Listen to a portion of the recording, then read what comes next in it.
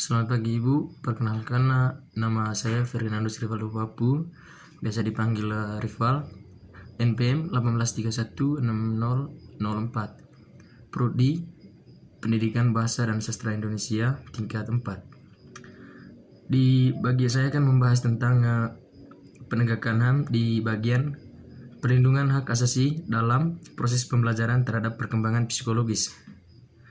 Hak asasi manusia merupakan suatu hak dasar yang dibawa sejak lahir, yang berlaku universal pada semua manusia. Menurut UU RI nomor 39 tahun 1999, hak asasi manusia adalah seperangkat hak yang melekat pada hakikat dan keberadaan manusia sebagai makhluk Tuhan yang Maha Esa dan merupakan anugerahnya yang wajib dihormati, dijunjung tinggi dan dilindungi oleh negara, hukum, pemerintah, dan setiap orang demi kehormatan serta perlindungan harkat dan martabat manusia.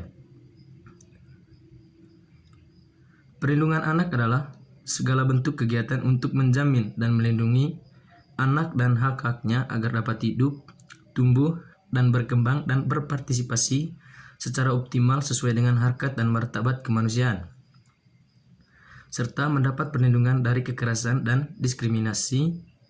Perlu diketahui, yang disebut sebagai anak itu adalah seseorang yang belum berusia 18 tahun, termasuk anak yang masih dalam kandungan. Hal ini sesuai yang telah dituangkan di dalam Undang-Undang Perlindungan Anak Nomor 35 tahun 2014. Dapat diketahui adanya hak anak secara umum, yakni yang pertama hak hidup, yang kedua hak tumbuh kembang, yang ketiga hak perlindungan, dan yang keempat adalah hak partisipasi.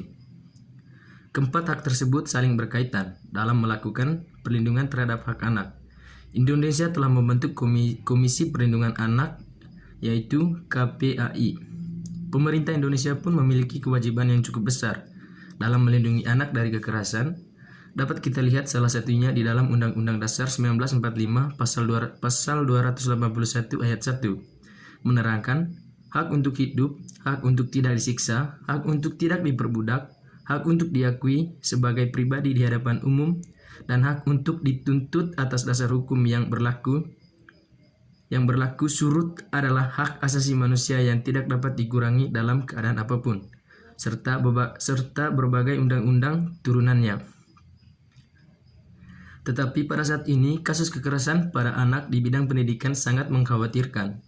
Padahal sekolah merupakan tempat pendidikan yang ditempuh oleh anak sekolah seperti SD, SMP atau MTS, SMA atau MA, SMK sederajat, dan sekolah juga merupakan tempat menuntut ilmu setinggi-tingginya untuk menggapai impian atau cita-cita yang cemerlang.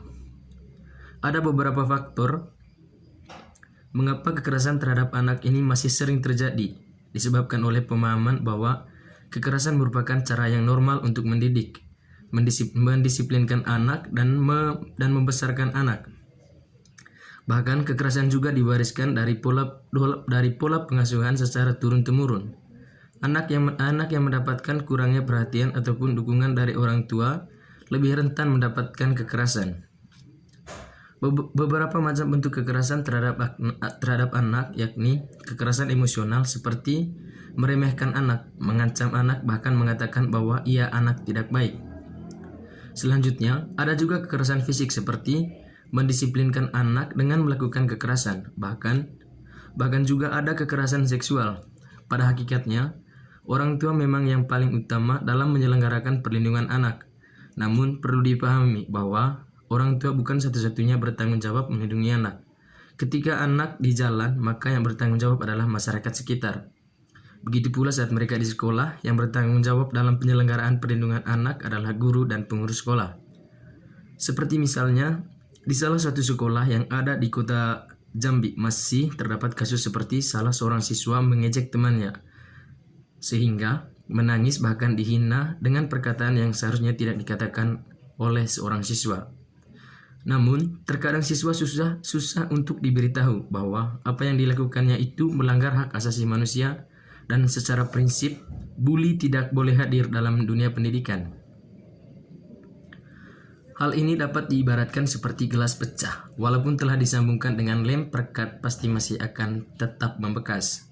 Seperti itulah anak yang menjadi korban kekerasan, bully, trauma yang dirasakan akan membekas sampai mereka dewasa dan bahkan dapat mempengaruhi perkembangan psikologis nantinya. Dapat diketahui bahwa pemerintah melalui Kementerian Pemberdayaan Perempuan dan Perlindungan Anak pun mendorong agar anak-anak di lingkungan sekolah tidak mendapatkan kasus kekerasan.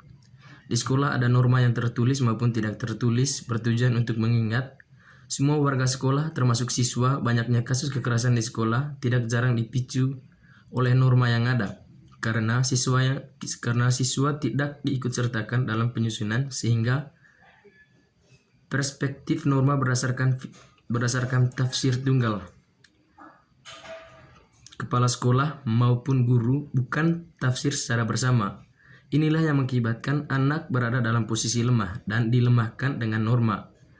Harus diingat pula, ada aturan hukum pidana mengenainya. Pasal 54 Undang-Undang Nomor 35 Tahun 2014 menyatakan dalam ayat 1 bahwa anak di dalam dan di lingkungan suatu pendidikan wajib mendapatkan perlindungan dari tindak kekerasan fisik, psikis, kejahatan seksual, dan kejahatan lainnya yang dilakukan oleh pendidik, tenaga kependidikan, sesama peserta didik, atau pihak lain. Sedangkan pada ayat 2 diterangkan bahwa perlindungan sebagaimana dimaksud pada ayat 1 dilakukan oleh pendidik, tenaga kependidikan, aparat pemerintah, atau masyarakat.